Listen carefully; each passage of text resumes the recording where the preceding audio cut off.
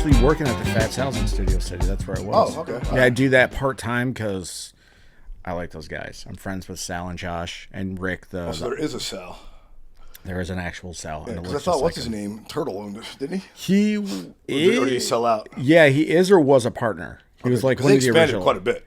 Oh, yeah. I remember there was like 3 of them when I first moved here. Yeah. There's like 300 of them. There's like, 10 or 12 locations. Yeah. There's one Vegas. At the airport too now, right? Yeah, there's one at the airport, Vegas, Topanga Mall. Yeah. Westwood. Fuck, they're all over. Glendale, obviously Hollywood. Is Sal actually fat?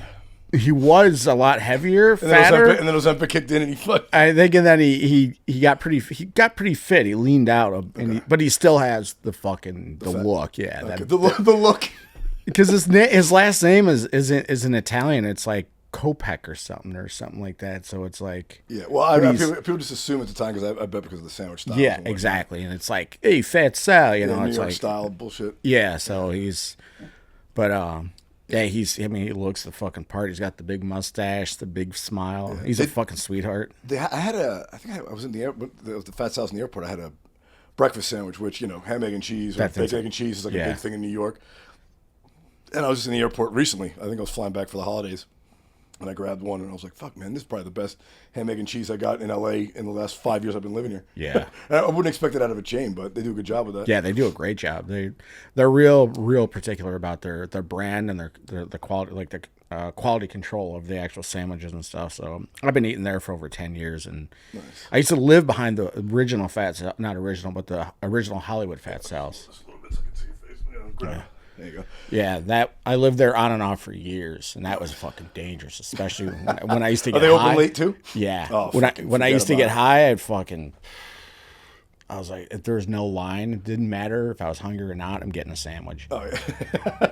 I was like, and shit. Like the big fuckers, like the full sandwiches. Yeah, big ridiculous. Like 9 inches, but it's like fucking loaded. Yeah. Just like boom. It's the grease coming out of the wrapper. Yep. And they're good, man. And they're good. Yeah. I know. We're in, right, Mikey?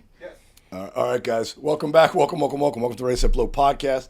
Got my man Trevor Keveloh. Nice. Okay. Congrats. I don't want to fuck it up. You and I have been internet friends for a while. I think we've done one show way before the pandemic, and then I didn't see you. Yeah. And you were kind enough, or Genevieve was kind enough to say you two doing your show. And I was like, hey, can you mind if I come and drop by and do a spot? Fuck yeah, man. You had me. It was awesome. Speaking of Fat Sal's, I was in the back of the Fat Sal's down in Hollywood, which I didn't know because I was like, are we doing it on the street? Because the old one was so small. Yeah. You know, I was like, shit. I was like, where's this going to be? Outdoor pandemic comedy again? Oh, yeah. God, I don't miss those days. How long have you been back? Because you moved to Austin for a bit, right? I was all over, actually. After the pandemic, when the pandemic first hit, I was here. And then we actually started doing comedy indoors, and then that changed real fast. At the old, what was it called? The name of the place in the Valley. At Robinson's Irish Pub, which is no longer. But I was doing comedy there. Then I left for Austin for a year. Then I came back to actually run Robinson's Irish Pub. No shit. All right. Yeah, because they expanded. And I started doing like a weekly show upstairs, and they expanded. They had like this big brand new patio in back, and I did that for like 6 months. And then after I left there, I literally fucking just hit the road. That was like spring, summer 2022. I literally hit the road. As soon as all the doors flew open after the fucking pandemic. Yeah. I feel like it lasted forever. And obviously it was staggered throughout the country. Oh yeah. Well, that was the thing. LA County, I think, lasted the longest. Yeah. I mean, it was like almost 2 full fucking years of. Yeah. I mean, things were open, but you couldn't do this, you couldn't do that. You had to show your Vax card. There was like restrictions on how many people could be in a room at once. Oh, it was nuts, man. It's like, and I would when I was doing shows at Robinson's before they opened everything up, I would literally tell people, I'm like, leave Los Angeles County, leave LA County. I go, just go an hour pretty much any way. Yeah. And it's normal. It was like that fucking movie, The Village or whatever, M. Night Shyamalan, where it's like, just go that way for an hour and everything's normal. And it's like, like everywhere, the entire country was back to normal, but LA County. What blew my, look, I'm not an anti-vaxxer at all. What blew my mind was after we had the vaccine, it was like a whole year here in LA of all sorts of restrictions. So it's like, well, we got the fucking answer, guys. What, I still got to wear a fucking face mask, even though I got my card. Everything. You know, we're talking like fucking June of 2022. Shit. Yeah. So like, what is going on here? Yeah. You know, it was at the time it was happening. It was fucking awful. Yeah. But I look back and it's like fascinating. this is public knowledge because everybody on social media saw this, because I went viral because I was the person that leaked the picture of Mayor Garcetti at the Super Bowl without a mask on. Oh, really? That was me. It's actually you also like Gavin Newsom at the French Laundry. I wish. You're like the anti-paparazzi. Yeah, exactly. Yeah, it's actually pinned on my X profile, nice. Twitter X. That's my top picture is the picture. And I mean it started with like people on the right, like far right, and then it kind of started to merge over to like not so right, and then it merged middle, and then it started to even go a little bit left, and it was like all of a sudden within a week, everybody and their mother, TMZ, KTLA, news stations all over the country were reposting that. Yeah. Well, I mean, the news loves nothing more than catching someone in hypocrisy. Yeah. But it's like they're politicians. Their job is to be a hypocrite. Yeah. Oh, yeah, exactly. You know what I mean? Like, it's the definition of politics. Yeah, honest we're going to make rules for you, and then we're not going to follow them. Yeah, all insider of them. trading. All of them, right? Waiting in line at the fucking airport. They get to speed right through. Even though every other asshole has to wait, even though they're not paying the TSA. Yeah. They get paid when no other government employees get paid. Dude, it's the height of hypocrisy, being a politician. In Illinois, it was a month after COVID, the beginning of COVID, the pandy. Governor Pritzker sent his entire family to Florida. Yeah. Oh yeah. It was like, and he said it was he was getting death threats. And we're like, come on. It's like when Gavin Newsom took off to Montana. He sent his family to Montana, and it was like, come on, guys. Yeah. Like, we know you're full. And I mean, this isn't a Republican Democrat thing, because the same shit happened when I was living in Austin in 2021. That February 2021, when the entire fucking like Texas grid shut down, they had like this massive snowstorm. Oh, I remember. Yeah, because they're the only state that has they're completely off the U.S. electrical. Yeah. Ted Cruz took off. Oh yeah, I remember that. he went to Mexico. Or something. Yeah, he went to Cabo or wherever. Tulum or some shit. Yeah. Yeah, and it was like.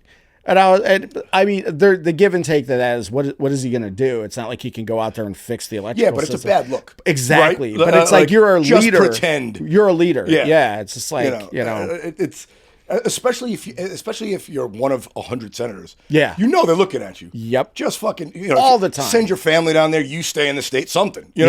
Or get an unmarked fucking private plane out so they don't know where you're going. Exactly. Just attempt Be smart to fucking lie to us appropriately. Drive there. Exactly. It's like you're right there, man. When it's eminently easy for them to just tell the lie, it's like, please do that. Yeah. It's almost like, if you really love someone, it's like the old saying, you hurt those you love the most. Yep. Right. It's like, well, lie to me so at least I know you're trying. Exactly. Lie to me so I know you care. Yeah, please. Because if you don't lie to me, then you clearly don't give a shit. Wife comes home smelling like some other dude. You're like, just say, don't tell me you're full of someone else's cum. It's like, don't give me the graphic detail. Just say, oh, sorry, I was walking by in Macy's and the guy spritzed me. Yes, whatever, it's bullshit. Make it up. Yeah, just lie to me. It's good. Yeah, but the pandemic thing, man. Like I said, I'm not anti-vaxxer. Once it was out, I was like, people are like, are you going to take that? And I can't believe you took it. It's like, I wanted to travel for comedy. I don't give a shit.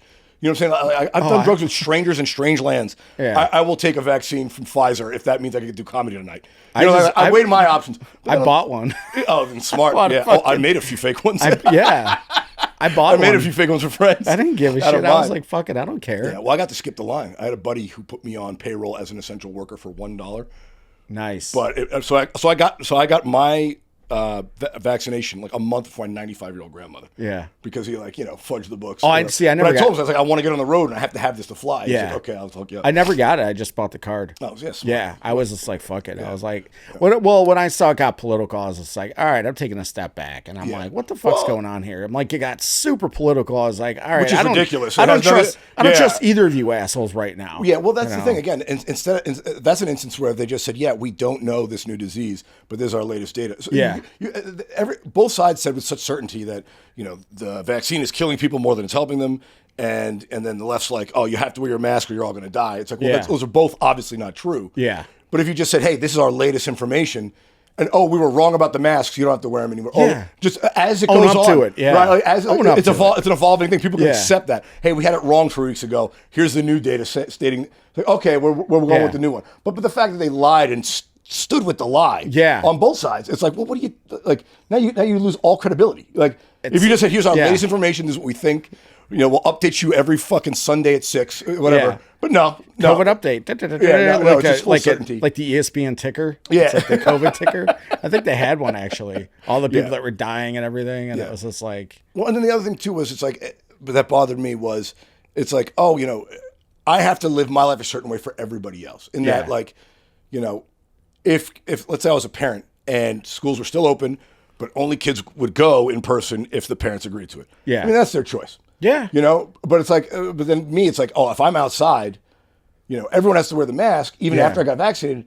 It's like, well, if there's a handful of people who haven't gotten it, then they should stay home. Why do the rest of us who did the right thing, we went and got vaccinated, like you said, we have our updated card. We got to suffer because some other asshole might be immunocompromised. That person should stay the fuck home. We all have to suffer for the 1%. Yeah. At this point, whether it's the top or the bottom 1%, we're all suffering because of the 1% of the community. It's like, we have to change the rules of sports, because 1/10 of 1% identifies a different gender. It's like, well, that doesn't seem like a real good reason to switch the whole paradigm. Yeah. You make exceptions. You don't change the rule.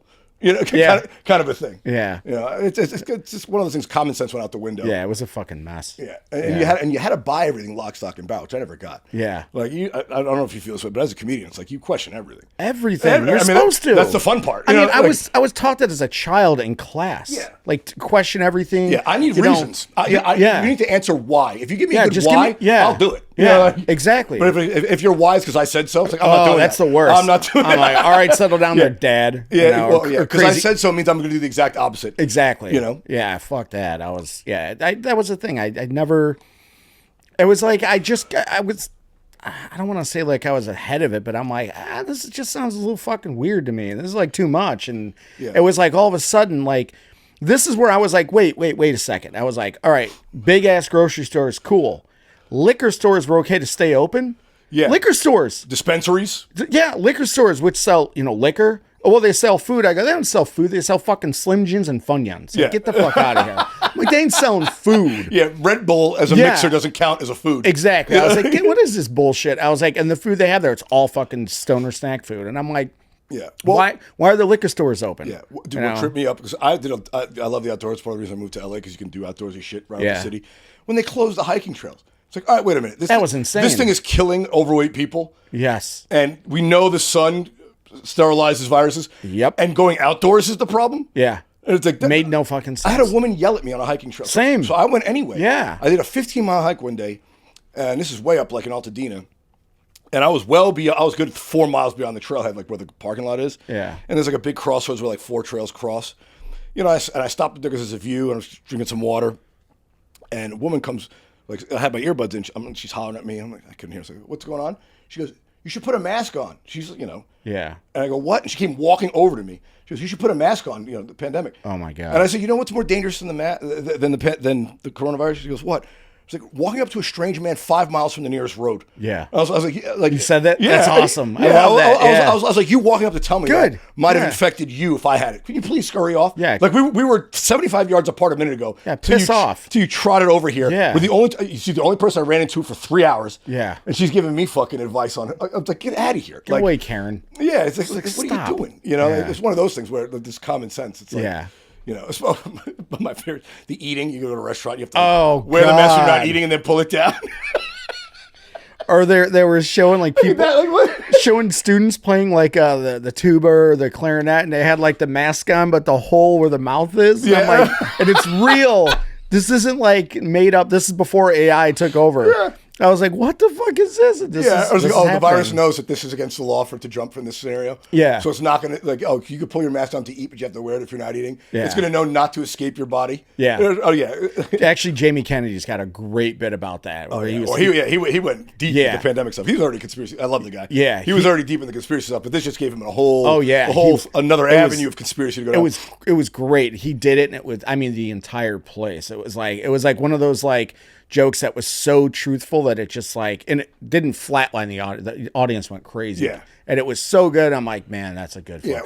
That's the best when you can all laugh at your own, speaking of hypocrisy, when you can all laugh at your own personal hypocrisy. It's like, I'm Yeah. I'm partial to that. I fucking did that too. Yeah. You know, he was like, he did this thing. Haven't we all done this? Yes, we all. The plexiglass, and he said something about, he's just like, he was like acting out like coronavirus, and it was like, oh yeah, just be like, hey, just what did AIDS do or something? And it was just like, oh, you just jump over the plexiglass, and it was fucking hysterical. And the first time he did it, I shit myself. I swear to God. I had my buddy Jeff Senesek, you probably know, great guy. Yeah. He had a bit like that where he's like, yeah, I was at the grocery store, and they had like a dotted line as to how you should travel the aisle so you don't, come into 6 foot contact with anybody. And he's like, I wonder if COVID can read those little arrows, so as not to jump, so as not to go in the wrong direction on this line. Like, it's like, yeah, of course not. Oh God, that's actually when I don't know about you, man, but for me, like whenever I'm doing a set, the hardest thing every time I go up is like, what's the first joke I'm gonna throw out there? Yeah, right. Because you want to, once I get rolling, you see my act. I build towards a more grotesque end. You reel them in. Yeah. You got to start light. It's like, what's the first thing? But during the pandemic, I had a great one. I mean, it was simple. I just started ragging on the masks. It was it's like, who's wearing their mask? Show of hands. Like, it's like, oh, great. My favorite people wear their mask and they don't cover their nose, they just cover their mouth. It's like putting a condom on your balls. Yes. That's a great quick joke. And I was like, fuck, man, the pandemic's over. I got to come up with a new opener. I was hoping it would come back every now and then so I could use it. God, good times, man. Good times. Yeah. How long were you? When did you go to Austin? How long was your trip there? I was there from October 2020 to October 21. So I was there at the very beginning of. I was there I was like the foundation during the meat of the lockdown. Yes. Okay. Yeah. And that was the thing. Like Austin was actually kind of locked down. No, because everyone was the first year. Yeah. I mean, Florida was even closed until the end of 2021. Yeah. So. I think it was March of 2021. It was actually 2020. Everything was closed. 2021 was a scatter plot of the way they. Oh yeah. Yeah. They did. What was it like? It was like Texas Independence Day or something. The governor like announced he literally was just like, I think he said like the gloves are off, back to work. Everybody like that day, it was a big announcement, like we're done. It was like March 4th, I think. It was like that was it. And I swear to God, the next day my inbox on Facebook and Instagram was just filled with comics from LA and New York, like, hey, I heard you're doing comedy in Austin. And I'm like, oh, did you have fun rejecting them? Where were you when where were you when I even with you and you fucking ignored me? I was honestly, I tried to get up as many people as I could because I know so many LA comics. Yeah. And I'm friends with, friends, acquaintance with most of them were cool. I have, like, very little enemies. Because you've been running that show here for a grip. I mean, so Korrupted Comedy, which is what you run, it's been, 5 years now. Yeah, 5+ years. I was going to say, since before I moved out here, I was aware of it. Okay. Because you were still doing it in that room. In Toluca Lake? Yeah. Robinson's? Yeah. Because I was doing shows with Korrupted Comedy all over Texas.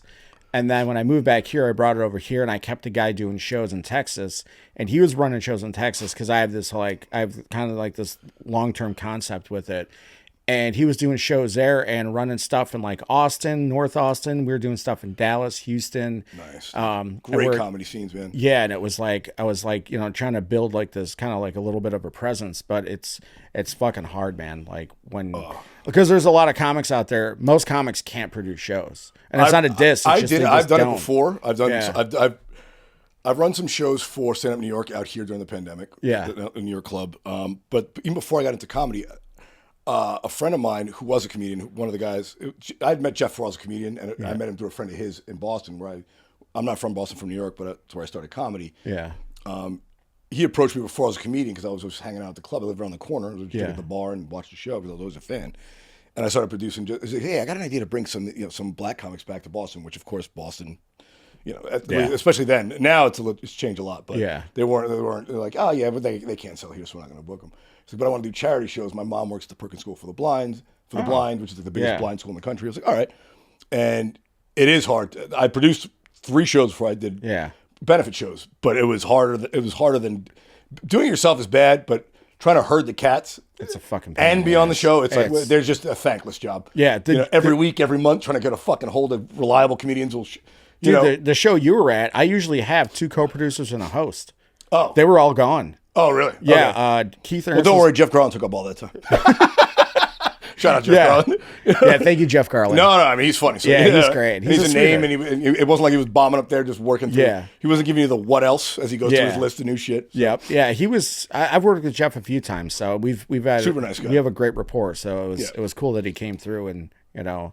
But it was like, it was funny because like my text was like every couple of days it was like, oh, I can't be at the show, and I was like, hey, Jeff Garland's coming in, like we might actually be pretty fucking busy this time. Yeah. And it was a good crowd, and I'm like, but it was like it happens, you know. Or like, they get the reverse. You know, you don't hear from them, they just show up. Hey, can you squeeze me? It's like fucking hell. Yeah. I don't do that. There's certain people I say you can drop in any time, just a very small handful. Anybody else, I'm like, if somebody drops in to do a spot, I'm like, I kind of look at them like, what the fuck? Yeah, but I bet those people aren't like gonna fucking do 45 minutes. That's like they're not dicks about it. They'll come in, do 10 minutes, and get the fuck out. See, my friends, my homies in comedy, they won't just show up like they're like, since we're homies, I'm gonna get a spot. They'll show up to hang, and I'll be like, hey, I have room. Yeah, I'm the same way. I never ask. To my detriment, I've been told it's like, hey, you should ask. I'm like, I don't want to be a bother. Yeah, it's like no. Like as long as you're not asking for that show, it's not about. Hey, I'm gonna put my name in the hat for a couple weeks whenever you're open. Yeah, but I'm the same way. Like, I don't know how you were raised, but I assume we're roughly the same age. I don't go, like, if I'm a guest in somebody's house, I don't open up their refrigerator. Yeah, and I feel like if you show up to a comedy show and you're friends with the booker or the host, and you just assume that they'll give you time, you kind of open up the refrigerator in their house without asking first. Oh, man. Right? You know what I'm saying? Yeah. One of those deals. And it used to happen all the time, and I'm just like, look at people like, are you fucking insane? Like, what's wrong with you? Like, you have no manners? Yeah, exactly. Like, who the fuck raised you? Yeah, and I was like, animals? I have people that hit me up, consistently, inconsistently, whatever. It's like, you DM me or text me or whatever. I'm like, cool. Like, if I got the room, I got the room. Yeah. But the worst is when they show up and it's just like, I'm like, and I've told them, like, this isn't an open mic. Yeah. I had people that used to treat my show at Robinson's because I had a great turnout. Because Robinson's was perfect at the time. I remember, yeah. I mean, it's a great location. It was great location. The corner, the free parking lot in back. Yeah. Huge parking lot. Upstairs, it was a good room. It was, it was small. It was tight. And then you knew the owner, so you had full run of the exactly. place. Yeah. And I ran the place. I was you were owner / employee, so you had free reign. Yeah. So I total carte blanche. Yeah. And then, I'd bark up people from the regulars. So it was like a light crowd. I'm like, hey, I was like, I'm going to pull the cover for the regulars. Like, all right, cool. And all of a sudden we go from 15 people to 30 people, like that. Yeah. And it was, and I had some people that really, tested the waters and crossed the line with that. And those are people that just don't work. But I go even one step further, dude. Like, if I haven't been on a friend's show, I was like, oh, I'll come. Don't put me on this one. I'm going to come to the first one, hang out. Yeah. Then I'll hit you up when I'm free for whatever ones you got after that. Like, I try to show support before I start. I try to feed the cow before I milk the fucker. Yes. Yeah. Because I feel like that's how, just starting out in comedy or anything in life, it's always your peers who help you at first, right? Yes. So just like any job, man. Yeah. No one's ever gotten a job truly on the merits. You know somebody and you were qualified, so they put your resume on the top of the stack. Yeah. What keeps you in that job is your performance. Yes. So in my head, it's like, all right, if I show up to their show and they haven't booked me, that's me putting my resume on the top of the stack. Yeah. Right. Oh God, yeah. All right, and then after that, they book me and I do well and they'll have me back. Yeah. I never want to be on the negative margin on the goodwill side of business or friendships. I always want to do a little bit more. Yeah. One, it makes me feel better, but two, in a weird way, it does help the relationship, because if you're both trying to compete to do, in any friendship or business relationship, if you're trying to give a little more than you take, that's how a relationship keeps going. Yep. Romantic. Yeah. Just friendly or business relationship. Yeah. If you're trying to put more into it than you get out, it's sort of a self-fulfilling loop. It feeds you back. Yeah, I've been through that. Yeah. I'll been through that? Yeah. Once too many times. In every category listed. I got a 1,000-yard stare from Trevor. I've been through that. Plenty of times. I will say this. Augustino Zoida, you know him? Yeah, I know. Love him. I'm not super friendly with him. But fucking dude's awesome. Yeah. We had Brett Ernst a couple months ago. Love Brett. He came in headline, did our first big headliner show at Fat Sal's. He flew out here and everything. So well, the guy's a killer. It was oh my God, it was fucking. And Augustino just came to hang, and I was like, and they're like, hey, I was like, we don't have room. He goes, I didn't come here for a spot, He's like, I love you. And then you want to now I got to give him a spot. Yeah. Fuck the guy who asked for the spot. Right. I'm giving it to Augustino. Yeah. Well, we had the lineup set and everything, and it was and I told the boys, and they all love. We're all like down. Like Augo's like, I call him Augo. He's one of our.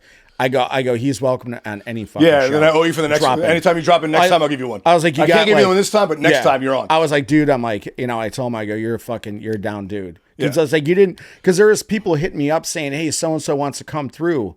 I was like, oh, cool. Tell him to come through. He can. I'm comping, him or her but it was like real strict with a comp set. And I was like, I can comp some comics. Yeah. Like, if a comic shows up with 5 people, whether they're comics or not, y'all got to pay because I don't know you. Yeah. That show particular. And then some people are hitting me up, asking me like, oh yeah, or tell me so-and-so's going to come through. And I'm like, yeah. I was like, cool.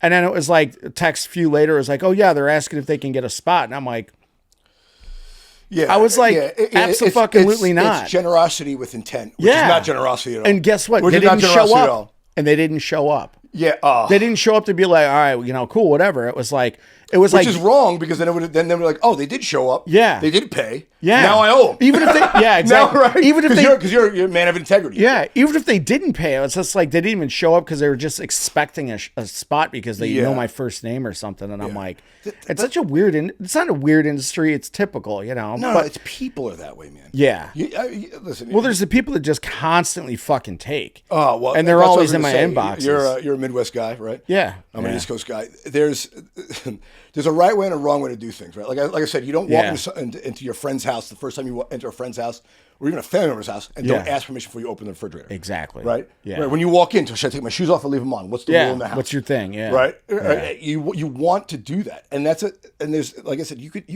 I could teach skills all day long. Yeah. But values is something that either you have or that your family taught you from birth till now, or you don't, right? Like it's just sort of it's not even respect for other people; it's respect for yourself. Yeah, because I don't want to seem like a fucking leech. Yeah, and I've dealt with this with my therapist. I'm like, is that selfish? He goes, Randy, doing the right thing for the wrong reasons is still doing the right thing. It's like it's true. That's a good point. If you want people, it's a good therapist. If you want people to think that you have high integrity and honor, and your moves are based on your desire to think that your desire for them to think that you're of high value and integrity, it doesn't matter why you did it. You did the right thing. Exactly. He says like courage. Yeah. It's like if there's a hot woman sitting next to you and a puppy in a building, and you run in to save the puppy to impress the girl. Whether or not she's there or not, if she's not there and you do it still, it's still courage because the building's on fire. Yeah. Why you were courageous doesn't matter. Yeah. The act is what matters. Yes. And I never want to seem to. I don't know, man. Personally, I feel like we're all contributing to this comedy thing. Yeah. We're all a part of it. We're not it. Yeah. And to set the example and sort of hold up the honor system that exists. Yeah. Comics now are famously, especially after Joe Rogan's thing with Mencia, you can do anything. You can be a drug addict, fuck up, absolute monster. Yep. But if you steal a joke, you're out. That's it. Yeah. You do anything you want. Just don't steal jokes. Yeah, don't steal a joke. Just don't steal jokes. Accept your responsibility for your act. I've actually said shit like that on stage. Yeah. I've walked on stage once with a hat on and shorts on. And I was like, I broke 2 rules in comedy. Because usually, the old school is don't ever wear a hat. It's because you can't see the person's face. Well, the hat I never heard. The shorts was. The shorts was the big one. Yeah. The hat was, somebody told me about it because they said it's not good to wear it. Yeah, it hides your face. It hides your face and they want to see your face. And then, of course, the shorts. Yeah. And I was at a show and I was wearing a hat and shorts. And I think it was actually, there's one time here at Flappers I did that. And then a couple times in Austin. And I was Fluffy selling out fucking arenas. Yeah, exactly. And I was just like, I broke 2 rules of comedy. I go, at least I didn't break the one that most of you break, which is stealing other comics' jokes. Yeah. I was like, that's the one there's no fucking, you can't come back from that. And I've had my jokes ripped off from people. As have I. And they did it in front of me. No, I've at my own club. Oh wow! I was like fascinated. Wow. How fucking dumb they are. Do you know it was a ripoff or was it? 100%. So a comic gave me a tag for a joke. And then I go, oh, it's a good tag. And then he did an act out and everything. And I kind of started working it into the joke. And then like maybe a couple months later, he was on a show and I was in the back of the room. This is at the dojo. Yeah. And he fucking literally used that tag and created his own joke out of the tag just because of that. And I'm like, well, that's crazy. He gave you the tag and then took a little Indian giving. Yes. A little Indian giving. No. Fucking bizarre. No. And I'm like, well, you're never getting booked again. And then when I was at Robinson's, he kept asking me to get booked. I booked him one time. I don't think he did the joke, but people told me he did the joke at an open mic at the UBG or whatever. Universal Bar and Grill. UCB, whatever, yeah. No, Universal Bar and Grill. Oh, okay. Yeah. And one of my co-producers like, I saw him do the joke. And I'm like, what the fuck is wrong with you? Well, thing is, I know you want to know, Trevor, that if he had any misgivings about the tag he gave you, You would have said, fuck it, I'll just get rid of the whole joke and write another I don't one. even do it anymore. I'll get rid of the whole thing. Yeah. If you knew it was a problem, you wouldn't even like battle it. It was You'd so be like, never weird. mind, I'll write a whole new, I'll write all different, I'll scrap the whole premise. Yeah. You know. I say he's the kind of guy that talks shit about your girlfriend or wife. And then hits on her? And no, the minute she goes single, he's the first motherfucker in her inbox. There's motherfuckers like that all around. I was like, that's one of my favorite new examples or whatever analogies I use with people is like, oh, this guy's a guy. Oh yeah, your girlfriend's a fucking whore. She sucks. Yeah. And then it's like, so and so is now single, and it's just like, what's up? And I'm like, I know these motherfuckers. How do these guys sleep at night? Or gals? I mean, women are the same thing. Yeah, human beings are flawed. It blows my mind. Like, listen, in my act, in this podcast, everyone listening knows I talk about what I fucked up a lot. Oh yeah, because it's the funniest part of everyone's life. Yeah, that's true. Successes aren't funny. Yeah, failures are funny. Success is cool. Failures is fucking failures is where you get laughs. Yeah, but two, I try to live a self-examined life. It's like, how the fuck do these people? Like I've done a lot of horrible things, but I know it's not my intent. How do these people? Who like I said, classic hypocrites, say one thing, do another, and then give you one message and then go and do something different and then talk shit about you. How do they sleep at night? I don't understand that. They're fascinating. They're part of the fascinating things of life. It's like I don't get angry anymore. I mean, sometimes I sound like it or I look like it, but I don't really get angry anymore. I just kind of look at people like, man, what I'm just like, what the fuck's wrong with you? I've said that, like, what's wrong with you? I know how old you are, but I know you're older than as old as I am, where you become curious. Like, what's going on? I'm not going to change anybody. Yeah. But isn't this curious? I've had comics ask me that. And it was the first year I got sober, so I understand. Because I was still kind of like retarded, It was just, my brain was still mush, It was just like, they're like, what's wrong with you? I'm like, well, like 4 months ago, I was just like doing cocaine till 7 a.m. and binge drinking, fucking Jameson and Coors Light till 7 a.m. Yeah. That's what's wrong with me. I go, my brain, everything's mush. I don't remember anything. And then it took long after a certain time of night, I don't remember shit. Yeah, it's like so all the stuff that happened, I lose. I actually blacked out on cocaine. Like, that's how much alcohol I was drinking. Yeah. Like the parachute did not work. Which, for those listeners who don't know, it's hard. Yeah, I did it. That is, and I passed out. That is incredibly hard. I passed out, and it was at work, and I woke up at work. Wow. See, so that's, Whoops. It's all right, dude. I'm known for responding to tweets aggressively. That's the meme thing. And one of my most popular memes was, I've made a few jokes on it, but it's like, how do you remember all this after a drink? Coke. Go. Yes. It erases the last 10 drinks. Yeah. To black out on cocaine. Yep. That's... And pass out. I mean, the two things you can't do. And a few times. Because Coke, just once or twice. Coke really is the drink eraser. Yes. And it's just 100 cups of coffee. We call it, in Chicago, we call it a parachute. Because it saves your life. Yeah. I do a whole I gotta drive home. And then you can drive. All right, now I'm sober enough to drive home. Just like two honkers, let's go. Yeah, which it's hard to fall asleep, and it's definitely hard to get drunk on cocaine. Yeah. Yeah. So we were talking about that right before you came in because I offered you a drink, and I was like, I apologize right away. But no, listen, I'm not trying to be rude. No, it's all good, man. Yeah. But you said you've been sober 8 years now? 8 years. I just 8 years, February 28th. All right. So yeah. All right. But you did it the white knuckle. You did it 12-step adjacent. You knew the steps and you did them on your own. Yes. Yeah. Okay. I did. Which is, by the way, that's how every college kid should do college now. Yeah. There's infinite knowledge on the internet. It's everywhere. It's everywhere. You can get the 12 steps on the internet. You don't have to go. Yeah. There's online groups too. You can do a virtual group. You don't have to do. Well, I tell people now, I go, AA was invented like almost 100 fucking years ago. Yeah. Like 1920s, 1930s. It's what, 2026? Yeah. This shit's almost like 100 years old. I'm like, we've evolved as a species. There's other ways to get sober and stay sober. And the steps work. That's healthy. But it's like, you got to think in this Christian God, it's like, well, I don't agree with that step. Like, I'm not going to exclude the Muslims and the Jews and the secular people. Well, I'm not going to sit here. I think I've been to AA meetings all across the country. But the tools, they never, give you the tools on the never internet. been to a bad meeting. Yeah. They're all helpful in some way. Oh, no, of course. But I'm saying is the tools on the internet, you don't have to go to the meeting to start using the tools. And you don't have to, and that's the other thing, you don't have to use just AA now to get and stay sober. And that's not a diss at AA. It's just, like I said, we've evolved. Yeah. We have much more options. Yeah. It's like, 100 years ago, there was 50 years ago, it was like there was insane.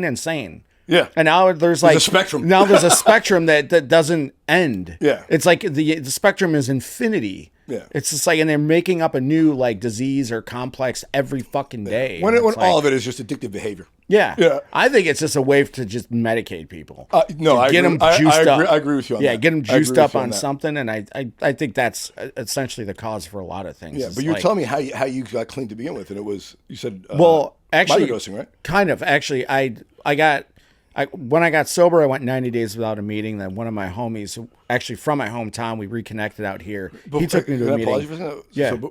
So was there something specific that got you clean? Oh yeah, I talk about this a million times. I got stabbed. Well, I haven't heard the story. I always want to know. Yeah. When did you wake up? And listen, waking up realizing I should this is a problem doesn't mean it coincides with your get clean date. Yeah. Right? So it's like, I knew it was a problem when I was like 30 something. That's what I'm saying. But a lot of people are like, I hit rock bottom. Like, my family knew it was a problem before that. That rock bottom moment doesn't always match when you got help. You know what I'm saying? I think my actual rock bottom moment, how I felt looking back was, it was going out Christmas Eve and Christmas Day going home at 11 or 12 in the a.m. or something, showing up.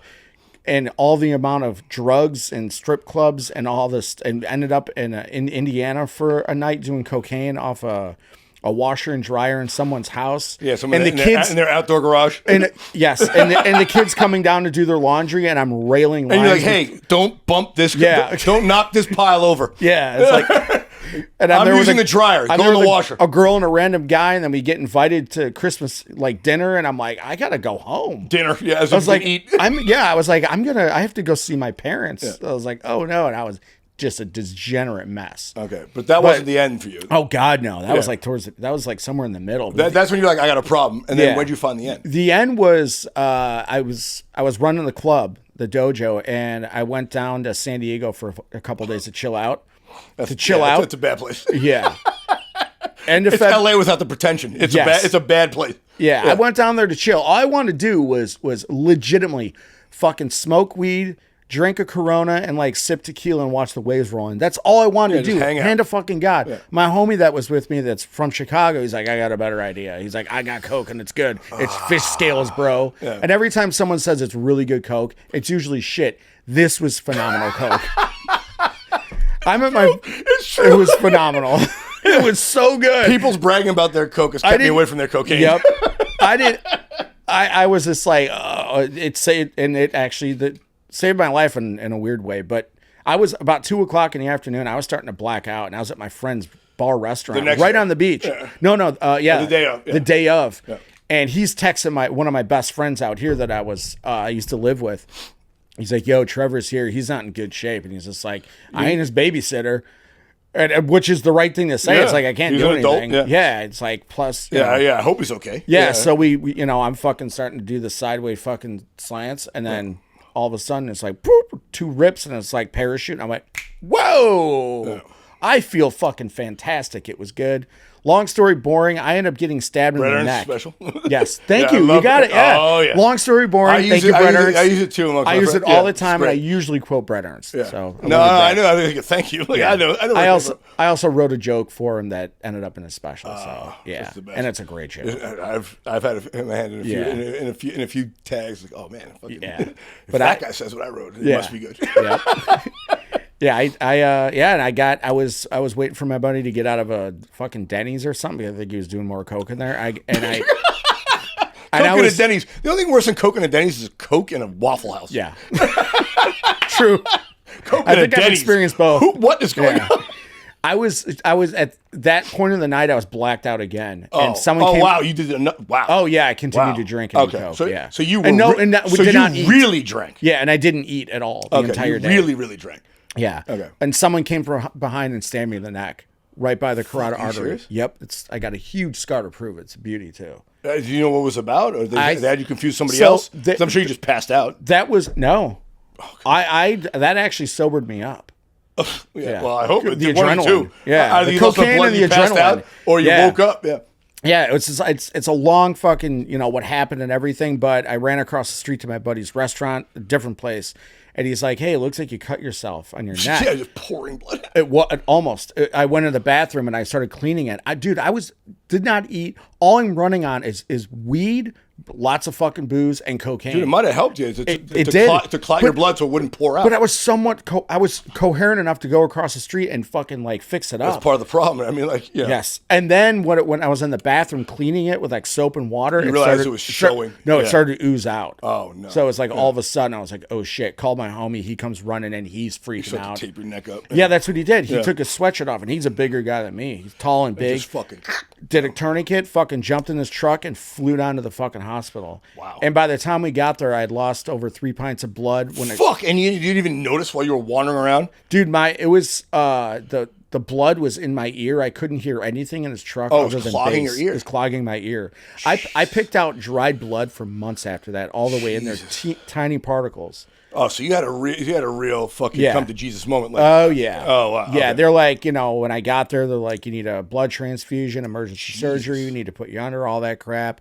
And I'm fucked up, and I'm just like, whatever you need. I'm cracking jokes, thinking it's funny, and then they're like, "Hey, we need your help here. You lost a lot of blood. We're not sure." Yeah, it's not funny. Yeah, and then everything I call it like that was like the Tom Brady moment. It was just like, all right. It was like when I got into the pocket, I'm like, all right, I got to march down get my the field. shit together. Yeah. And I just started rattling shit off. I felt like Chunk in Goonies when he's downstairs. Hey, when in 5th grade, that's how I sounded. I was like, I fell when I was 8. I fell and I had stitches. I'm A+ positive. I was just going on and on. And I'm like, all right. They're like, we got a lot of information about this guy. I'm like, I've had sex with prostitutes and strippers. I've only had anal 3 times. My butt once, theirs twice. Yeah. It was like just fucking vomiting, everything. Yeah, every sin you ever had. Yeah, and then they put me under, and it was like, I started praying and crying and begging, for my life. Well, when you saw the panic on the medical people's face, yes, like, oh shit, yeah, and I was soaked, fucking real, and I was soaked. Yeah, there's blood everywhere. When they took the sweatshirt off, and just like they took it off. I remember, the sound in my ear. Well, the one ear that worked, and the noise, and when it hit the ground, it was like wet. It was that, yeah, and I wet just mop. saw blood. Yeah, wet mop, and blood splatter went everywhere, and I was like, holy shit. And I looked at there's just blood everywhere. Wow. And I was like, oh my God. And they cut all my clothes off and everything. They put you right in the emergency room the whole day. Yeah, I was in the ER, and it was like Code Black they just had people swarm you. Oh yeah. I've worked on Code Black. I'm like, these guys do a good job, because that's how it was. Yeah. in the TV show, I'm like, you did a good job of how this actually works. Yeah, this is what we filmed. Yeah. How we filmed it. And I was, and then so you're on set again. Yeah. I was like, yeah. And I where's Dick Wolf? Dun, dun, dun. Yeah. Oh, that's it. Yeah. But yeah, then I just fucking put the mask on, and then I came to, or like I fell asleep, and then it was like I woke up, and when I woke up, I thought I was dead. I thought I was dead. Yeah, I mean, yeah. I could, and I was just. Well, I mean, you were with anesthesia, basically. Yeah, and I was just kind of like laying there, and and it was just So but they never caught the perp or whatever they're called. It never caught the person. Don't know what it was. I asked the nurses. Well, of course, if you don't know where, no idea. There's no trail. Yeah. Yeah. I got stabbed somewhere. Yeah, they didn't rob me. They didn't steal anything. They didn't steal my friend's truck. Nothing. You might have said something wrong in a parking lot from one bar to the next, and then you just say, "Yeah, let's go to the next bar." Yeah, you just cover your neck. Yeah, they asked like if we we talked to these girls way earlier in the evening, and they within 5 minutes I could tell they didn't want anything to do with us. So I'm like, fuck it, let's just go drink and do more fucking coke. Yeah. So I didn't even give a shit. I was. And then they're like, we've had random acts of violence. There could be a gang initiation because we've had stuff like that happening here. There's all these different things that are thrown out, and it never got to it. I made peace with it right away. Yeah. I was just like, I don't want to sit here and harp on what happened, or who did it. I want to focus. How do I move my life forward? Yes. And so was it at that moment, or was it a few weeks later when you're like, all right, I got to get my shit together? That moment. Because the hardest phone call I've ever made or taken in my life was calling my parents to let them know that I'm okay. But what happened? Hardest. Both my parents are gone. I've had brother now gone. Or then? Yeah. Both now. They are. Right. Yeah, they were alive then. Sorry to that. I've lost parents, brothers, cousins, friends, everything. Oh my God. I'm so sorry, dude. Yeah. Yeah. But it's life. But it was like that is. call though I made was the hardest call I've ever been on in my life. Because it's like letting my parents know who are old, you know, and elderly and kind of like going through their shit, that it's like, oh, I almost died before you, but I'm okay. And it's like, I was like, I don't ever want to do that again in my life. Yeah. That's what I worry about. I don't, ever want to be a bother. Yeah. To anybody else. I hate when people make a fuss about me. Yeah. You know, and something like that. Yes. It's like, holy shit, they're in the hospital. Like, it's like, oh, you know, what do you want? I don't want anything. You know, fucking don't worry about it. Yeah. But when it's like, when you call like, hey, I'm in real trouble. It's like, oh, you know, like real trouble. My family knows like, oh shit, there's a problem, you know, and I never want to put them through that. And and it was, you know, there was a lot of, before that happened, when I was partying and shit, there was a lot of things said about me, you know, here in Los Angeles, but mainly back in my hometown. Back home to your family. They were saying all this weird shit. And it was like, it got really out of hand. And that made me actually dive further into my fucking addiction. All these people running their mouths, and I'm just like, fuck you. That is not uncommon. I was just like, and it pushed me further, pushed my nose further into that's not uncommon for people who identify as sort of independent and self-reliant. Yeah. You know, it's just like, oh yeah, you worry about me? Fuck it, I got me. Yeah. Don't worry. Watch this. Don't worry. I could do 4 lines. Yeah, exactly. Don't worry about me. Yeah. It's sort of like I'm above it. Yeah. And then one day you wake up and realize I'm not above it. I'm in it. I'm in it. Yeah. You know? So it was but I was right there. I made that decision. I woke up and I was just like, I don't ever want to go through this again. No, and especially panic your family or your loved ones about it. Yeah, just my parents alone, but then it was like the trickle, effect. Yeah, I did like a Facebook. People start calling you up. Are you okay? I got that. I'm fucking fine. Don't worry about me. Nothing bothers me more than people worrying about my well-being. Oh, I know. Yeah. It's just like, oh, I'm okay. I'm okay. You don't look okay. I'm supposed about your well-being. Yeah. You're not supposed to worry about mine. I want to worry about you, not the other way around. Yeah. Yeah, it was. I did like a live video and everything, and I was making fun, like joking about it and cracking jokes. You're squirting blood out of your neck. Yeah, I was all bandaged up. Half my face was shaved. I looked like I hadn't slept in 4 days. It was 2 days really, but it was, it was like people were like, that saw it were like, dude, you didn't even seem phased. I'm like, well, yeah, because I was fucking scared to death. Also, I'm still, all the shit's still in my body, and I'm on whatever the fucking doctors gave me. And I'm a performer. I'm not trying to, I'm not going to tell you what's bothering me. I was like laughing about it, but it's like, but that's how I was deflecting. That's how we deal with stuff is mocking the state. Yes, yeah. It's like, oh, I'm probably going to die, so if you die, it's like, well, at least I told him. You kind of half play it. Yeah. You never want to bother anybody else. Yep. with your problem. Oh yeah, and my roommate at the time, he was just like, I thought he was gonna fucking cry. He was like, oh my god. I'm like, I'm no idea, which is crazy. But you hit it well. Your roommate didn't even know that's how far it had gotten. Oh, he knew how bad my partying was. Yeah, but he didn't expect that. Yeah, you know what I'm saying? Like there was he was like, oh yeah, he just disappears for a few days. Yeah, but he didn't know that's what happens when you disappear for a few days. Yeah, you get stabbed in the neck and get dragged to the hospital for 3 weeks. Yeah, on a kind of. A blood transfusion because you're just pumping so much out you can't get it in. Yeah, that was fun. Yeah, but you said what helped clean you up with it? Microdosing mushrooms. So a year and a half after I got sober, I started microdosing with mushrooms, and that's actually what's helped me the most. So a year and a half. So for a year and a half, you just did it clean. Yeah, I was just totally clean. Okay. Yeah. And what brought you back into them to think maybe I should? I never tried mushrooms a day in my life. Really? But I read about them like 10, 15, 20 years ago, something like that. Actually, what I read about him was Johns Hopkins had like a $20 million grant to study him. This was forever ago. Yeah, no, I love it. And Rogan talked about it. There's real science about this. Yep, Rogan talked about it years ago on his podcast. And I was never into that. I never did cocaine until I moved here 10 or 11 years ago.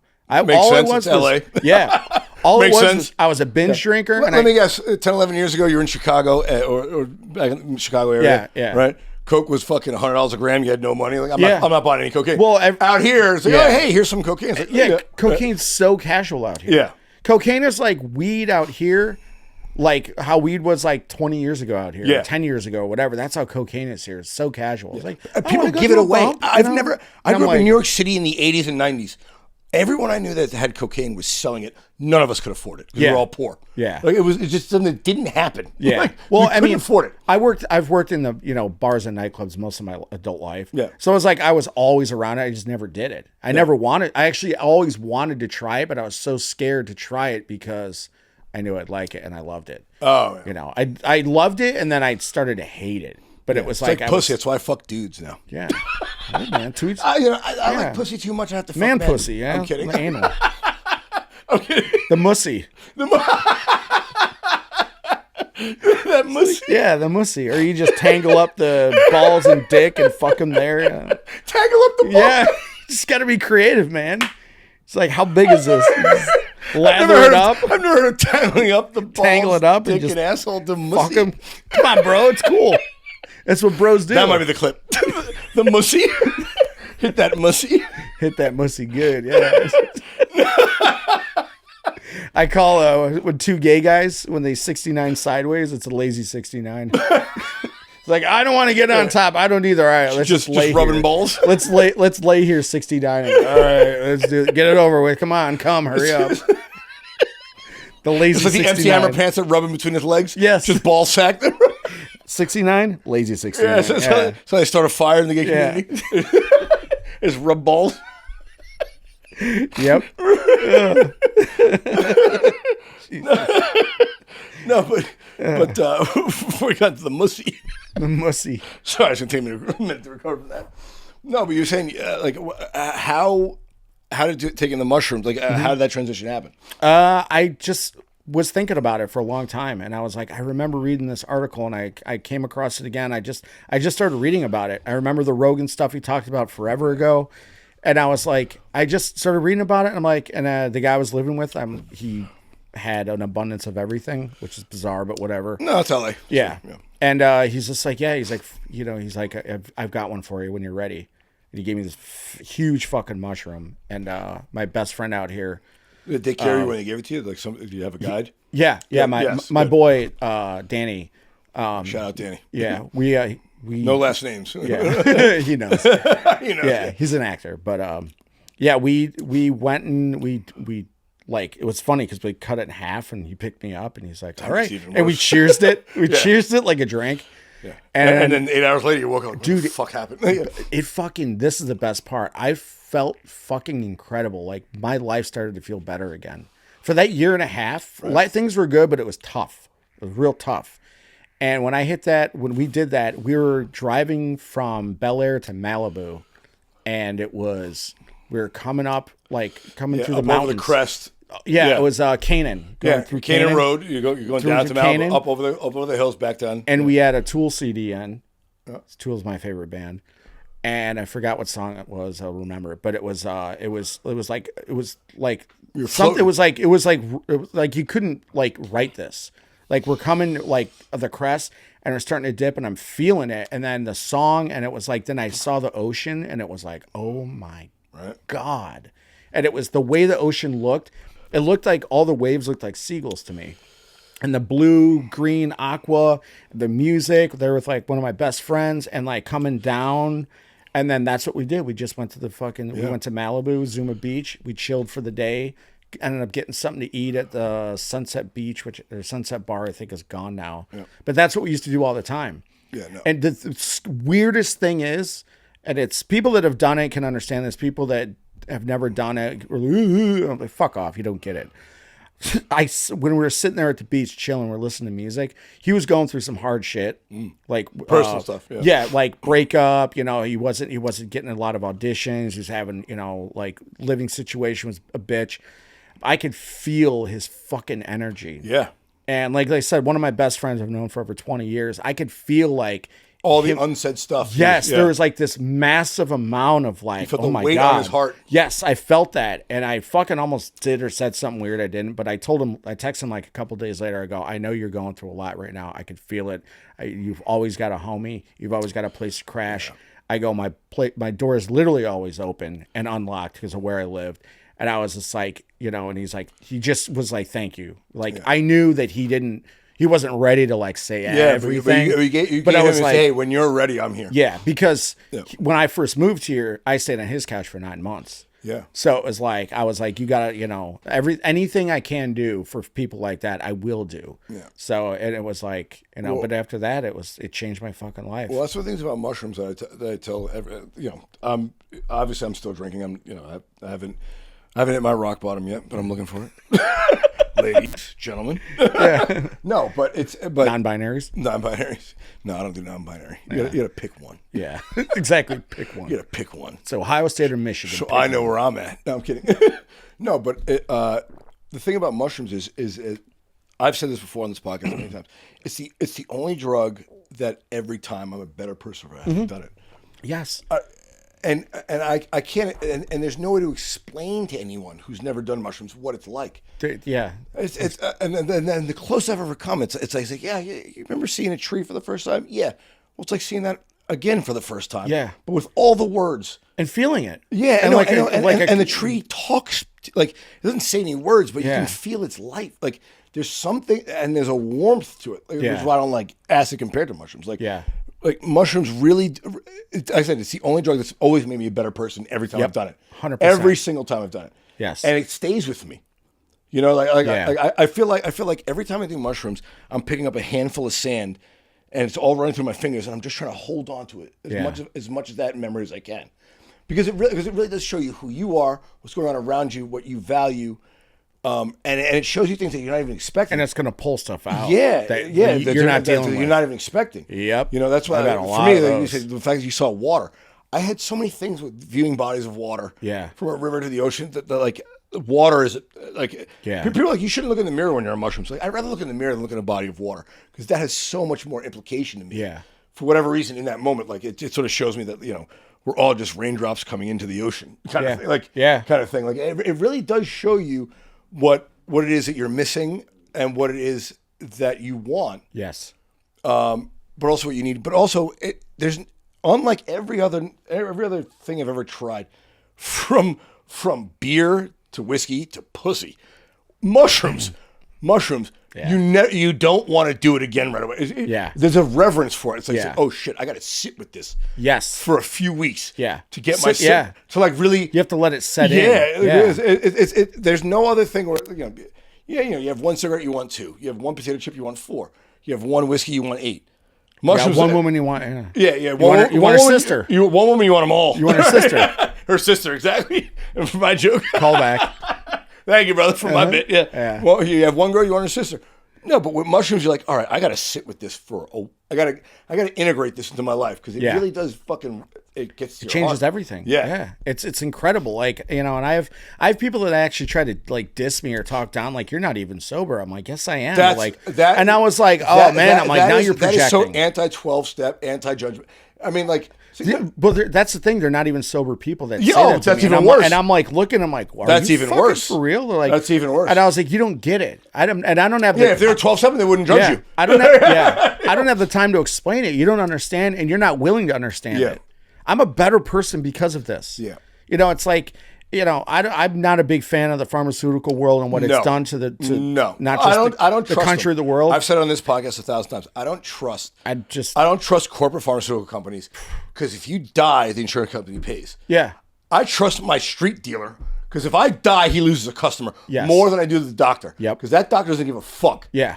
Honestly, which is perverse. I shouldn't, but that is the incentives laid out there in the medical world. Yeah. So I get sober. So say I go to a doctor and he says, oh, you've got ABC fucking whatever. Yeah. So we're gonna start giving you Prozac or whatever. So say I take the first number one side effect, self-suicide. Yeah. It's like, well, I'm depressed and you give me this and I want to kill myself. Yeah. Seems really antithetical. Exactly. Yeah. And so, but say I do take this drug, and I'm a better person. I'm a way better person. Say I'm like better. I feel better. I think better. Can't get off. I'm better to people. All that. But the thing is, it's like I'm better. I started taking when I started microdosing. I became a better person, but I didn't get hooked on it. Yeah. I didn't get hooked on a feeling. Well, and that's the thing is I wasn't with mushrooms. You're not trying to escape reality. You're trying to go into reality. Yeah, you're going into yourself. You go deep into it. Yeah, and I don't know if you ever tried it completely. That's where the trip is. Yeah. The trip is an internal trip. Yeah. Have you ever done mushrooms completely sober? That's the only way to do it. Okay, good. Because I was going to ask you. My next question was because I've never microdosed. I've only ever done macro. Yeah, I've only ever a few grams at a time, but I don't. I do it. Like, I've never truly macro. I clear my calendar and go like, all right, today I'm going to do an eighth. Yeah. And that's this is what I'm working on. Yes. You know, so I treat it with reverence, which I'm the same way. no other drug I treat with reverence. You know, I'm not taking it and be like, let's go. Yeah, you're not casually fucking. Yeah, I'm like, I'm going to take some mushrooms and drive around fucking Studio City and see what happens. It's like, I'm gonna walk cool, another goblin's jumping on my hood. And I'm like, no. No, but that's what I'm saying. Like, I take it with purpose because I have that rich reverence for exactly. it. Yeah. I take it, I use it as a tool, you know, as something it's real medicine. Yeah, it's, you know. And ancient medicine. Yeah. Back to the Mayans, for Christ's sake. And I tell my, you know, friends and family, I'm a better person because of this. It might not work for you, and I don't care. No. It's not about you. This is about me and my experience. Yeah. And I'm a way better person. I tell people mushrooms made me a better person, more compassionate, but getting sober created boundaries with me. I was able to create boundaries with sobriety and stick to my boundaries, but using mushrooms, I'm compassionate with people and understanding, but it doesn't mean I'm still a pushover, because I used to be a terrible pushover. Oh, yeah. Thanks, Mom. I got that. I got the mom genes on that one. Jesus Christ. Caring for other people, what a burden. Empathy. Shutting my mouth just to bear. So there's no argument and everybody's happy. This is with my family, my friends. And then when I was just like, I got sober and I was still kind of like that. Then the mushrooms was like, you could be compassionate and be like, this person's fucked up, but it's like, you're not going to continue to fuck up my life. You can be over empathetic, where yes. people walk on you. That was my mom. Or walk on themselves. Yeah. In front of you, because you're not saying that. Hey, you're not taking care of yourself. Yes, that's not compassion. That's me enabling your bullshit. Yeah, and my mom was like that up until her later years, and then she started to kind of put her foot down, and it was like everybody kind of looked, and I was like, "Go, Mom, motherfucker." Yeah. It's like, no, I'm not doing this shit anymore. Yeah. You know? So how does the microdosing work for you? Do you do that every day? I don't do it. No, I haven't done it in a while. How much do you take? Because I've never done microdose. I don't even know. I only go on a journey, once every few months. And when I do it, I go out to. I'll tell you. I go camping. Good. Fuck yes. I really go into it. And I'm known. I mean, you could ask people. I'm known for bringing people. Hey, have you never done it before? If you want to try them, come with me to here. Fuck yeah, dude. To do this. We'll camp for 2 days. That's dope. We'll do one. We'll take. We'll camp the one night. We'll wake up in the morning. We'll take them. We'll have all day by the river, and then sort of take them in and out of the journey. Yeah. Because I know how impactful it is. It's unreal. It really blows your head away in terms of. I mean, you have no ego for all those hours. Like you can't believe. It's like, wait, I'm looking for YouTube likes. Like, dude, I'm worried about what she thinks. It changed everything with comedy. What did I think? Changed what so much. What did I think? It's like, I thought I was important. It's like, I'm just a little piece of this bigger thing. Exactly. Your perspective gets warped. It's like that meme, but in a good way. Yeah, the meme that says like, "Here's you paying taxes to Trump, to pedophiles," and then it's like the universe. It's a picture of the universe. It's a picture of you paying taxes to pedophiles. Yeah, it's like, I love that one. I was like, that's true. It's like, I don't want to do this. What I love about that is, oh my God, the world. Our world is bigger than me. Our universe, our galaxy, and the whole universe. We're nothing. Yeah, in a sense. But the fact that we know we're here is like, isn't that beautiful? Like, the dichotomy of that. Like, like we're so meaningless, but at least I know I'm here. It's like, how do I know anyone else knows where they are? Yeah, it's like it's cool. You're like, I'm in the game. I'm here. Doing my thing in this simulation. It really makes you question everything the way you've thought things. Yeah, Yeah, I can say I don't know how much I was taking. Because I've taken different types of mushrooms and stuff, everything there is. I used to live with a guy that had different types of actual strands of mushrooms. Yeah, all this envies stuff. And the penis envies, the wizards, whatever. Yeah, the penis envy wasn't bad, but I had the teachers, the golden teachers. I had access to like 6 different types, and I was actually that's the new frontier, by the way. That chocolate bars. Yeah, if you guys are looking for, if anyone out there listening is looking for the new business model, especially out west, I was fuck cannabis, get into the mushroom game. I was this close to getting in it. Yeah, so close. Because it's about to be legalized. Yeah, that's why. Yeah. But I missed the boat. But it's all right. It's all right. You're a comedian. You can ride. Yeah, I know. Yeah. I know. You're a lot of people. You're selling picks and shovels. You ain't selling gold. This is true. Yep. You're the mushroom show guy. Yeah, that's the guy that. Yeah, that's the guy that made the millions. Yeah. But yeah, it was. I can tell you this. A couple of years ago, I was on the road. I was in town for 2 weeks. I was in town and I rented a place up in the Hollywood Hills, like way up there, kind of like near the Bosch House, like one of the best views of Los Angeles. Yeah. And right on the crest of Mulholland. Yep. Yeah. And I microdosed every day for 14 days straight. Every day. And I know you're not supposed to. What's the microdose? Is it like half a gram? Or less? Like it just depends on what you can handle. Yeah, what you can handle. Yeah. And I've never truly macroed, so I took. Oh, you've never gone macro? Never macroed, like truly. I've mid-road. Okay. Well, what's the most you've ever taken in one sitting? I don't know how much. I just know how it made me feel. Less than 3? Somewhere in that range? 1 to 3? Okay. Yeah. All right, so you felt it. You yeah. You got enough that you got the full experience. You saw visuals. Yes. Okay, all right. Well, that's enough. That's enough. Visuals are enough. That counts as a macro in my mind. Well, let's put it this way. I do a bit of it. I've never seen God, but I felt God. Okay, yeah. Then you've done it. Then you've done enough where it's not like the low hum. No, I've definitely. I've literally changed your perception. Like, wait a minute. Yes. I'm not thinking about this right. I've literally literally gotten lost in the woods a number of times. And just talk to a tree for 4 hours. Literally and I've done that many literally times. And figuratively. Yeah. Like one time I was in Orange County a couple of years. It was during the first year of the pandemic. I was in Orange County and I don't know where I was. Okay. I got completely fucking lost, and it was actually found out later. It was like a But you're sitting on a stump looking at a tree. Like it was. We had a moment with the tree. Yeah. Oh yeah. It was. Like, it wasn't an Indian burial ground. But there was like an Indian fight war or something that happened there. And so it was like feel the oh my god. I was presence I was literally all the way in the bush. Isn't that crazy? Like fucking how out the there. History lives. And I could hear the leaves crackling and hear everything falling. And I got the first when it hit. I was like, what the fuck? You think you're bugging out, but then something happened here, and then you find out later something did happen. But what it was how did I know that? I was like, I gotta get lost to find my way back. Yes. I have to learn how to find my way back. Is what I was. Well, you went with an intention. Yes. Which matters. Yeah. And I was like, and then I got my way out and everything. Yeah. It's safe, no problems. But at the time I was a couple of years ago up in the hills, every day, the very beginning in the morning, 6, 7 a.m., make coffee, take mushrooms, sit there on this and look at this incredible view of Los Angeles. And then when it moves you start walking out. And just fucking drink coffee and have a moment and let whatever was in me get out of me. And I was like, I was crying, thinking about my parents, like all this stuff. I was like recording things. I was writing. I was like doing all these very, as my dad would say, hippy dippy type stuff and creative, but it was like getting all this out of me. And people were like, you microdosed that many days in a row. I go, I needed to. And when I got done, real judgmental of people who self-medicate every day. Like, exactly. I'm sober. Like, really? You take Adderall and you vape and you drink 12 cups of coffee and you're on Prozac and you think you're sober? Yep. And it was get off your high horse. And everyone's on something to get them by. Yep. And after that 14 days, this girl wanted to hang out. We hooked up, and I left for the road the next day. And that was like the first show I did on the road was out on the like an hour east of here.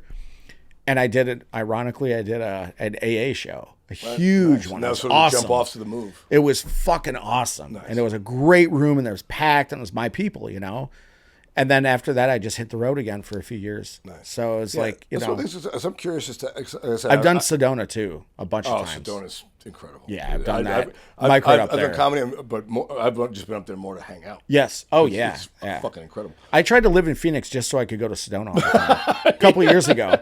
Yeah, most people try to live in Phoenix. Yeah, that was it because you can't afford it. Yeah, you can't afford it. No, but that's why I'm so interested in the microdosing because I've tripped, but I feel like I take a quarter gram a day, and I'm like, is that gonna work? Is that gonna? Because I feel like you're shortchanging the mushrooms and your life. Yeah, you're also gonna like build up a tolerance. Yeah, that's why I'm asking you about the micro. Like, what is a microdose in that? See, I wasn't doing it every day. Oh, okay, yeah, I was doing it. There are people in Silicon Valley who do, Oh no, I was 1/10 of a gram every day, and I'm like, that seems wasteful. Like, I did it. That seems like you're building up a tolerance to the magic that is. And to do what? Yeah. Like, what is it? To make you a better thief. Yeah. Or a better pervert who like entraps people on Instagram or whatever, Twitter with their CSAM bullshit. Like, I don't want to be part of that. Yeah. What I microed it was like I go in kind of like spurts of it. Yeah. And then I had people that like, hey, want to go do mushrooms? I was like, no, I don't. No, I'm good. I was like, I wanna. It's like not a thing to do. Yeah, with like you? No. Yeah, it's an experience. Yeah, with you? No. Yeah. You'll ruin it. Yeah, exactly. Oh my God, I've been with those. Doing mushrooms with you, I would never want to do that. Holy shit. People that like, I want to do mushrooms and smoke weed and drink and to do this. It's like that. You are really way off base. You destroyed the whole fucking idea. Yeah. No, I just tell them, I'm like, I'm not doing it with you. Yeah, I'm like, it's not going to happen. So people are like, hey, I'm interested. What's it like? I'm like, I'll tell you what it's like. Yeah. And if you're curious, I'll take them with you. Yeah. And I meet so many people, or I know so many people that have never done it. And I'm like, And I've like told them, I go, you could probably use it. Like, this would help. This will change your life. And they're scared. People, I feel like most people use it. Because they're scared because they should be, because it really will fuck your worldview up in a good way. Yeah, it's like you. I don't think they're prepared. The thing I'm worried about, like you are not ready for this. They're like, not. No. Some people are like, willing to open up to the idea of what's going to happen. Yeah, I was like, you're going to fight it, and you're going to be in misery. Yeah, if you fight the truth it's giving you, it's agony. Let it go. Yeah, it's agony. Let it go. Yeah, you got to let it go. That's one of the biggest things. You just got to go with it. You got to let it go, and you can't fight it. It'll teach you what you need to know. Yep. Even if you don't know what it is, you need to know. Yeah, and every time. I mean, there was a time I was in Sedona, and I was dosing, and I was just sitting there, just watching the sunset with all the people up on whatever one of the big spots that everybody goes to. Yeah. And then I was just like, and the sun set and everything, and people were leaving, and I was just like, and I took a little bit more, and I was just like, all right, we're gonna ride this out. And then I'm like, I was just staring, and I'm like, what the fuck? And it was like shining, and I turned around, the fucking moon. I'm like, yeah, the moon. Oh, the moon. Oh, that's important. Yeah. And I forgot. What I taught was like what I thought. What I felt that I was taught is the balance of life. Yeah. It's just like everybody's there for the sunset, but nobody's there for this unbelievable fucking moon. And I turned my chair around, and I was just like, all right, we're going on this ride. And I just saw the moon, and I just looked at it and stared at it, and I was drinking water, and I'm like, good God, this is fucking gorgeous, this thing. And now I have the thing with the sunset, and then I like to go out later and check out the moon too. Yeah. That's why I have a thing with water when I'm on mushrooms. It's just like, we're all just raindrops pouring into this ocean. Yeah. You know, and so I can't look at water. When I'm on mushrooms, I can never see water the same way. It's like, that's the pool of humanity coming together. You know, and people are like, that seems weird. But then let me take mushrooms and I'll explain it to you. And they're like, I get it. Exactly. You get it right away. It's like it's what I do. And now when I do the bit, I started out with that. I kind of preface like, all right, some of you are gonna get this, some of you are, and then I tell them about, after I got sober, I started doing mushrooms, and some people like cheer, and I'm like, you people understand it. The people that didn't, you guys don't understand it because you haven't taken it. You don't understand what it does to you. Yeah, it's a whole different act. And I'm such a better person because of it. I feel better. I think better. It's the only time I've ever taken them. It's made me better every time. Yeah, and it made me a better person every time. Without fail. And I tell people, like, you like me the way I am. I go versus how I was 10 years ago. It's not just sobriety. It's, because I know some sober people that are fucking assholes. And I'm like, this they're motherfucker just dry drunks, man. Yeah. Which is fine. I'm glad they're that than being wet drunks. But they haven't solved. They haven't come to terms with the internal conflict that's driving it. And even people that do step work, and I talked about this. It's like people that have been involved in the program for years and are sober 10, 20, 30 years. I'm like, you're a fucking asshole. You could use a drink. It's like you may need a fucking drink, bro. Like, you're a fucking dick. Like, it's like you're not. It's not working. You're not the best version of yourself. Yeah, you're getting worse because you're and there's not a lot of them, but there are people out there like that. And I'm just like, Jesus, like, what is your fucking deal? Yeah, it's one of those things. There's a reason why the pharmaceutical companies are fighting in tooth and nail. Yeah, because it's solving a lot of the problems it's gonna change. They cannot solve. It's going to change the world. They cannot solve it. Yeah. It really will. Yeah, I think. And look, there is risk to it, right? I mean, obviously there are people who have psychotic problems who might have a psychotic break. Yeah. But those same people are already drug addicts and alcoholics. I was going to say they're already down the street. They're fucking everywhere. Go down to Skid Row, you'll see what happens to them. There's 60,000 of them in LA County alone. Yeah, it's just we're inundated with the fucking problem. Yeah, I'm like, come on. It's one of those things, man. Yeah, I don't know, but I'm glad you found it, man. I'm glad you're doing well. Yeah. You think you'll keep with it? Fuck yeah. Yeah. Absolutely. Yeah. I have no desire to drink. Zero. Yeah. That's the thing about mushrooms. Like, it really took it away. Why are you doing this? I took it away. I'm not into it. That first year and a half. Turn you on or off. Yeah. As a matter of fact, something like, I think a third of people who take it, their depression symptoms alleviate, not just immediately, but for 3+ years afterward.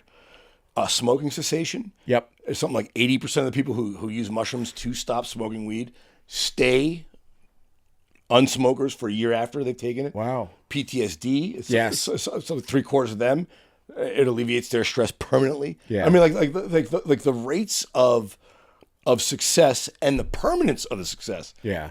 Dude, something like 2/3 of the people who've taken mushrooms put it amongst their top 3 life experiences, including the birth of their children. Mm-hmm. Like above the birth of their children. Yeah.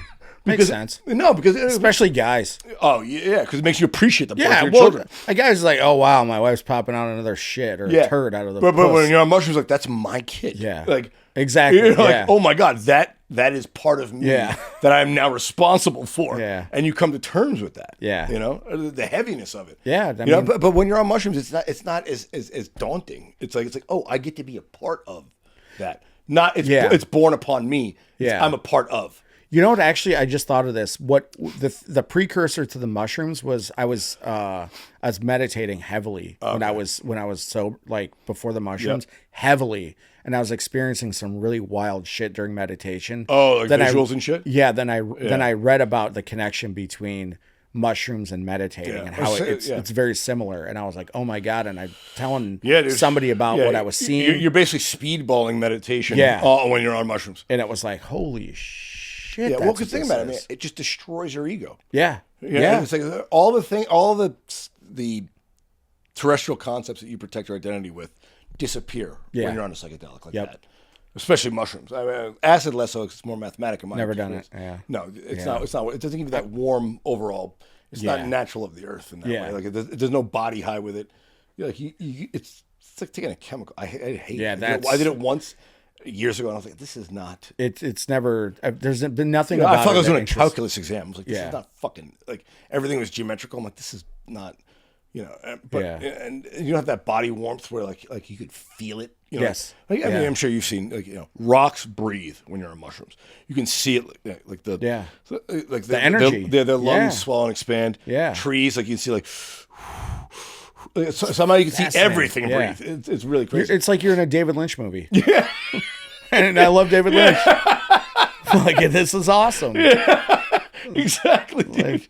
Oh man, it's a great conversation. So we're close to the end here. I like to wrap it up with news stories, and don't worry, it's not actual fucking important stuff. It's the stuff I find in the news. All right, cool. I'll get your reaction to it. All right, let's do it. Cause, like I said on stage, it wasn't a joke when I told the shit on stage at your show last Thursday. I like the news, but I don't, CNN, Fox, it's fucking propaganda bullshit. Yeah. I like finding the human interest stuff, and here's one I found. Louisiana teacher who fed students cupcakes laced with her husband's bodily fluids gets 41 years in jail. So in Louisiana, former teacher Cynthia Perkins was sentenced to 41 years behind bars after she had been caught lacing her students' cupcakes with her ex-husband's semen. Wow. That crime was part of a larger set of offenses prosecutors uncovered. Perkins pled guilty to a series of serious charges, including production of child pornography, second-degree rape, and mingling harmful substances. Harmful substances and willing to serve those to her students, even though she was on parole. Her ex-husband, a former sheriff's deputy, also faces charges and is awaiting trial. Wow. That's a fucking power couple right there. Well, no, the question is... Jesus Christ. Right? Yeah. I mean, that's a lot. A woman, first of all, for a woman to be part of a child sexual pornography ring is rare because women are just better people when it comes to protecting children. Not overall. Women are horrible to men, but good to children. Adult men, forget about it. Yeah. But children, they never harm children almost. But the fact that her ex-husband, a former sheriff's deputy, is also facing charges. They didn't say what he did. Yeah. Other than she took his semen and put it in the cupcakes. Yeah, they didn't. She served a class. Yeah. What was it in it, the cupcake, or on top of it? Like, did she frost it? And were the kids like, this is salty? Yeah, well, why? This is supposed to be sweet. It's not Cool Whip. Yeah, this isn't white frosting. This is clear liquidy. Yeah, why is it like compound glue? Yeah. Why does it smell like? But 41 years. I wonder. I mean, what? So there were 3 charges on her: production of child pornography, second-degree rape, and then the third was mingling harmful substances with food and having served them to underage people. So, of the 41 years, what do you think the breakdown is of the 41 years for those 3 charges? How it would break down? I don't know. I think jizz on a cupcake, maybe 5 years. Right? 10 years, yeah. But Louisiana's hardcore. This is the thing about Louisiana. You never know. 'Cause down there you can fuck your cousin, but you can't rape a kid. Right. And if you rape a kid, if you fuck someone in your family who's underage, it's less of a crime than fucking a stranger of the same age. I think they castrate you in Louisiana now. If you're the chemical castration? I'm pretty sure they do. Pretty sure. Good. Look that up. Yeah. See, those. I mean, I don't know what you're saying on this, but I feel like even murder, there could be like, all right, there's no reason why it shouldn't be absolved as a crime unless your life is in danger. Yeah. It's like, but I get there's a motive. Yeah. Raping kids, I feel like that is. Yeah. Anyone, I feel like it's almost like being gay. Like if you're gay, you can't help it. If you want to have sex with a kid, you can't help it. That person has to be exterminated. Yeah. You know, I bummer. Sorry. Yeah, no, yeah. I think it's just a mental perversion that they can't overcome. Yeah. That is. I mean, like I said, you know, in historical times, like, oh, having sex with a man, that's sodomy and it's illegal. It's like, yeah, but those are two consulting adult men. Right. But if you don't have sex with a kid, exactly, that is not someone who like that is a perversion that we cannot stand in society. I think they should be castrated. I think I have a cure to pedophiles. What's that? Mushrooms. No, I think if they took mushrooms, they'd kill themselves. Yes, there we go. Hey, that's a win-win. Yeah, self-immolation. Yeah, it's a win-win. It's just like you get to experience a mushroom and then you go away because there's really I know that there's like a fraction of a percent of people trying to push through that. That's what the MAPs is. No. I was like, no. They've interviewed and they've interviewed pedophiles and pedophiles have said, I don't want to feel this way. Yeah. Please keep me in jail. But pedophiles usually say, keep me in jail because I don't want to do this again. And the people pushing the MAP thing are sneaking in through the back door, ironically, of the gay movement. And it's just like, no. Yeah, you're don't be doing that shit. No. Because gay guys don't want to be part of that. Yeah, they're like, no, I like old dudes. Yeah, and the pedophiles will tell you, it's like, I have to be kept in prison, or else I'm going to do this again. Exactly. I don't want. They've done long studies on this. Yeah. Where known pedophiles are like, I do not want to feel this way. Yeah. I cannot but help it. Yeah. Please keep me in jail from making this. I watch a lot of CSI. So do I, dude. Yeah. Yeah, man. Yeah. But also a woman. That's rare, dude. Ghislaine Maxwell. I mean, she's... Ghislaine? She was named... Ghislaine Maxwell. Lane Ghislaine. I mean, how the fuck is she in that Texas Texas schoolyard? Yeah. Instead of in a hardcore... She's doing all right. South Louisiana fucking work camp. She's got so much She's got dirt. She's got mad dirt. She's got one of those dirts where it's like, if I end up dead, this is all getting released. Well, no, she's so known that even if she makes up the dirt, people are like, hey, even it's not true. It's like, but I'll say it is. So they hook her up. Yep. Yeah. Well, he's dead. I'm the only. Jeffrey's dead. I'm the only one who can say what he thought. Yes. So if you want me to say, not say it's you, you better put me in this spot. Yep. You know. Yeah. I mean, if next year a Democrat takes over and fucking the presidency, I bet she'll stay in that same place she is because she's like, I'll say it was you with him. Oh yeah. You know, everyone's afraid of what she's willing to say. Yeah, she knows the truth. You know, she knows where all the bodies are buried. Yeah. Do you think it was that? I think it was that devious and grotesque and. I think it's. There's. I'm a Twitter X whore. Yeah. I've seen so many like accounts of like detectives saying like they like vomited or they walked away like Nancy Mace ran out of the room crying. Yeah, I think it's some of the things that have happened us normal humans can't comprehend. Yeah. Why could you do that? And not just why, but you find joy in doing that to something so little. How do you think they cover up? I think the reason that the cover up still exists is because it's everybody. Yeah, it's not just. I don't think it's Donald Trump or I don't think or Joe Biden or a Democrat liberal. No, I think everyone who 90% of the people who donate most of the money are on the list. Yeah. So no matter who is in office, they have to protect the donor class. Yeah. I don't think Joe or fucking Donnie were involved in either of it. Yeah. But I'm pretty sure all of their donors were. I 100%. So both of them can't say fucking shit. Exactly. Or else they'll lose all the money that supports their candidacy. Yeah. Yeah, I don't. It's grotesque. It's grotesque. The right is just like, it's the Democrats, and now like the implications that Trump may have been involved. Now it's like all the people that are left leaning like showed up to the party late, and I'm just like, where are you guys? Yeah, been? where were you? It's like for fucking 8 years you were dead silent. No, now literally you're 6 administrations since 1994. This has been a thing. Yeah, since George Bush Senior. Yeah, this has been on the like, docket. Welcome to you're late. Come on, guys. 2 Bush, 3 Bush, 2 Clinton administrations, 2 Obama administrations, 2 Trump administrations, and 1 Biden have said nothing about this. Oh, nothing. But the first reports came in 1995. Yeah, so everyone knew about it since then. And there was a leak about Trump like in the past year, and there was a shitload of memes being shared. And one of my best friends was sending them to me, and because he's pretty leftist.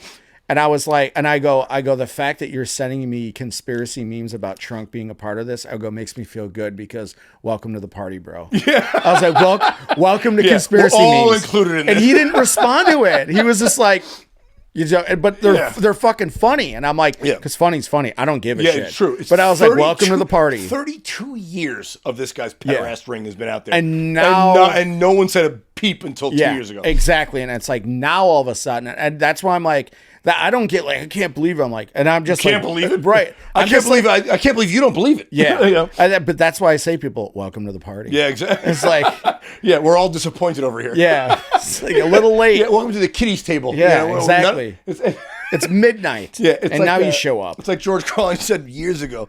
It's a big party, and you ain't in it. Yep. Yeah, and it's true. It really is. Yeah, it really is. Yeah. All right, here's one more, and I want to get your opinion on this. Science shows that voice messages annoy people more than long texts. Recent scientific studies suggest that voice messages annoy people more than long texts, and it's not just impatience.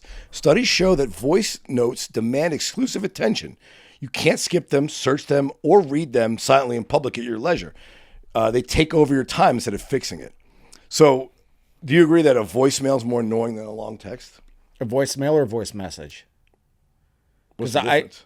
Like a voicemail's like, hey, it's Trevor. I was calling to see what the fuck you're up to. No. Yeah, like a voice message via text. No, I think it's a voicemail. Basically, now your phone transcribes them. Yo, yeah. But I feel like any voice message or mail is worse than any text message.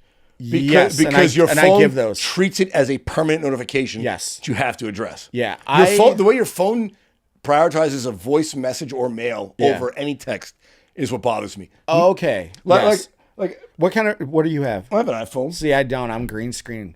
Yeah, but I assume fucking hate it. But I assume your phone works the same way. Like when you have a voicemail, it takes priority over any text message. Yeah, it's I do them when I have something to like a story. I just did this the other day. I was telling a story to a couple of my friends in Chicago. And instead of texting it, because I'm like, I just don't have the fucking patience. I literally was like, I don't have the patience for this. So it was like 5 like voice texts of me like walking around Hollywood Reservoir, like, hey, this is what happened the other day that's happening, Yeah. And I think I can see how they're fucking annoying. Yeah. I can see how they're annoying. But at the same time, it's like, thanks to mushrooms, I don't get annoyed by that shit. It's helped you most of your life. Yeah. No, for me, I'm still petty about it. Like, if you call me, you don't have to leave any voice message or mail or anything. Oh, because I see the missed call and I will call you back as soon as I'm available. I don't always do that. In my voicemail, I assume if you call me, it's an emergency. So that's what sets me off. Not my dipshit. It's like, dude, my asshole friends. If you just want to catch up, just fucking text me. Yeah, and we'll catch up. But if you call me and then leave a voicemail, I'm like, all right, somebody just died. Yeah. I panic. Well, it's certain people that call me. Oh, no, there's a couple people who still do it. I yelled at them. I told them, my buddy Jeff Carlson, shout out Jeff. I told you, stop fucking leaving me voicemails. I was like, dude, I was like, what happened? Your fucking kid died? No, I just do it to bother you. Like, well, now if there's a real problem, I'm not going to pick up the phone. Exactly. The boy who crawled. You just call me to catch up. Say, hey man, I tried you. I'll see the missed call. Call me back when you're free. Fine. Yeah. But if I get a fucking 4-minute voice message, a novel, I'm like, oh my god, I'm not going to listen to it. Yeah. And because I know he's just fucking with me now because he's done it enough times. And I was like, you're the boy who cried wolf on my phone. Don't do that. Yep. Don't do that. Yeah. Yeah, I'm pretty good about it. There's times where I'm just you're reasonable. See, that's what microdosing mushrooms get you. Yeah. Reasonability. For the most part. Then there's people that just like just want to talk, and I'm like, I don't want to hear about your day every day. Like, we're not married. We're not we're not dating. Like, and this is guys too, so obviously we're not there are some guys like, what are you up to? Some I get, but it's like sometimes I'm just like, or people that just always call at the wrong time. Gripes, yeah. We're also 2 hours behind. So we're suckers. Your friends are what, 3 or 4 hours ahead? 3 hours. 3 hours, yeah. That's the other one. It's like my time's different. My schedule's different. Yeah. You call when it's 6 p.m. your time in the middle of my work day. It's like I could 3 p.m. over here, man. I could start calling you at midnight if you'd like, and it's 2 a.m. and you're probably asleep. That is the right response. I was like, I could do that. I should start answering their voicemails when it's convenient for me. Yeah, I'm gonna start calling you at 10 o'clock. Yeah, I'll call you at 9 p.m. at midnight. Yeah. Wake you and the baby. I'll call your house phone. Yeah, wake the baby up. Yeah, how's that sound? We could do this all day. Oh, Trevor, you helped me out. That's the right answer right there. Yeah. Call my friends at 1 a.m. when it's 10 p.m. my time. Yeah. Hey, just get done with my set. I thought you want to hang out now. Yeah. You woke the baby up. Like, I didn't know. I was just fucking around. Put the baby on the phone. Yeah, you want to catch up. How's it going? Let me say hi to my niece. Put her on the phone. Yeah, how's it going? Oh, you're 2? Oh, good for you. Stay up all night with dad and mom. Exactly. All right, here's the last one. A behavioral study conducted by researchers at the International Human Institute for Intimacy found that men who hear their partners say, quote, "pull my hair" during sex tend to maintain stamina significantly longer. The phrase was identified as a strong psychological stimulus that increased focus and delayed climax in male partners by an average of 11 minutes. Wait, what is it that they say? Pull my hair. I just came. Right? So we're good. Right? Yeah. Not even hard. I came. Who lasts longer when she says "pull my hair"? Oh my Choke God. me. Yeah. I know all about that. I'm already done. I know. I came again. There's jizz on top of jizz. 11 minutes longer? Yeah. How about 11 minutes shorter? Yeah. Pull my hair. Slap me. I came twice. Yeah. Your armpit hair? In this town. Exactly. Yeah. It's fucking 11 minutes. That's the average sexual experience is like 5.5, 6 minutes. Yeah. They doubled the sexual encounter by saying "pull my hair." Jesus. This must be a Gen. They don't say what generation this is. Across. Yeah, that's. It must be a Gen Z thing because these guys, the younger guys, aren't used to actually dealing with women in the real world. Yeah, they're just like they're all here. Yeah. Where pull my hair seems like, oh my God, now I'm under. I might be the cause of some sort of sexual assault. Yeah. When even though she asks you for that. Yeah. They get shy, so the boner goes down. Yeah. Or like you gotta like sign a letter of consent. Yeah. Pull my hair means you gotta stop and sign a. To sign it here. Sign a dictation. Cool. Yeah. It's like, all right, we're cool now. I mean, I've had plenty of girls tell me weird stuff. Not weird. That's not even weird anymore. No, just sexualized it's not things. Weird. Yeah, But I've had. Yeah, the only weird thing is when they say, "Hey, put my ex-husband's cum in the cupcakes." Yeah, that's weird. Yeah. But pull my hair is not weird. Or don't worry about him. That's my brother. He's cool. He's cool. Don't worry about that guy. Yeah, he's cool. Don't worry about that guy. Why is he jerking off? Yeah, Brant can't watch unless Brant pays extra. Yeah. Fucking a little bit of the Big Lebowski. Yes. Brant can't watch unless he pays extra. Yep. Yeah. 11 minutes. 11 minutes. That's good. That's a lot. That's 11 minutes is extra. 11 minutes is twice as long as an average. I was gonna say, so you're banging for 6 minutes, and then a girl says it, so you can go another. Yeah, I was like, wow, good for that guy. Yeah, I've never had a girl. You and I are the opposite. Yeah, we're of an older generation where that's like, oh, she's into it. Yeah, I'm done. Like, now they have to stop and write it. Yeah, write a. Are you okay with this? Yeah. Non-disclosure agreement in the middle of sex. I also find that the guys that talk about eating ass the most are guys that don't eat any ass. Oh, and not because they can't do it. It's not because they don't like it. It's because they don't. Yeah, well, they're just fascinated by the idea. Yeah, they're fascinated. It's just like I've seen when eating ass was like every comic, especially in the like Mike scene or whatever. It's like every comic was talking about eating ass, and I'm like, you'd have never eaten ass. I'm just like, I don't. You've never had believe you. sex looking at you. Yeah, exactly. Oh, I know. Especially Austin. Holy shit. Oh my God, it's incel central over there. Yeah, it's changed a bit, I think, but because I haven't been there in about a year and a half. Yeah, no, but the area you were there was like when I was there. It was like a holy it was like shit. It was like the blue light for moths that they electrocuted Yes. at for all the open micers that failed everywhere else. But then I was on the road doing shows there like once or twice a year, so I saw like what happened the was good like, comics who like rose to the top, and the open mic scene just got bigger. Yeah. But it was like, I'd sit there and I'm like, there's like, a mic or a show, and there's all these comics and they're just eating ass. I'm like, you don't eat ass, dude. No, you don't. I don't believe you might suck dick. Yeah, exactly. I believe you suck dick. Yeah. But I don't think Or you try to suck your own dick. But you're definitely trying to suck your own dick. Yeah. And I want to see the girl's ass that you're eating. I want to see what she looks like. Yeah. In person. I don't want to see an Instagram model. Yeah, who is it? Yeah. Who's this ass you're eating? Yeah, because how hairy is that? Yeah, because the way you're dressed, come on. Like you couldn't even pay a prostitute. You couldn't pay me to eat her ass. Yeah. And I'm broke. Trevor, let the people know where they can find you, buddy. You can find me on all social media. Trevor Keveloh, last name is spelled K-E-V as in Victor, E-L-O-H. Yeah, talking about Korrupted Comedy. And Korrupted Comedy. It's corrupted with a K, comedy with a C, because too many Ks in a row is weird. You can find Korrupted Comedy on all social media. That's Facebook, Instagram, Twitter X, Snapchat, and Threads, and what's the other one? TikTok. Yeah, he's not on Blue Sky yet. Yeah, don't worry. he's also not on Telegram because he's not a fucking Russian bot. I actually got kicked off of Blue Sky. Wow. Yeah. They said I was spamming. I just kept asking questions. You make one joke about trans people. Yeah. And now I'm spamming.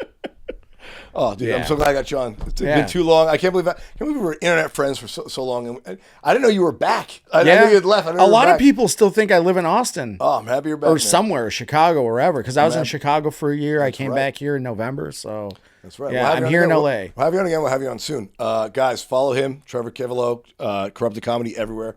Follow me at Randy Valero. Follow the podcast at Ready Set Blow. Rate, review, subscribe. All the shit I should say at the beginning because I don't want to bother you guys. That's it for this one, guys. Love you. Peace.